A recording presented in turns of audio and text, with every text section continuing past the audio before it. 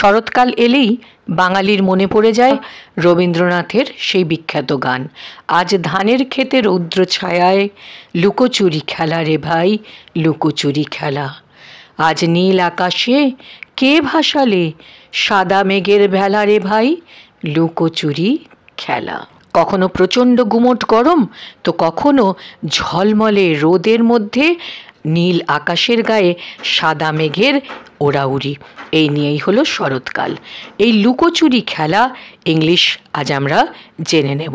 এর সঙ্গে সঙ্গে আরেকটা কথা মনে পড়ে গেল, পাড়ায় পাড়ায় প্যান্ডেল বাঁধা শুরু হয়ে গিয়েছে, আর এই প্যান্ডেলের আশেপাশে পাড়ার ছোট ছোট ছেলেমেয়েরা সব থেকে আনন্দ করে যে খেলা খেলে তা হলো লুকোচুরি।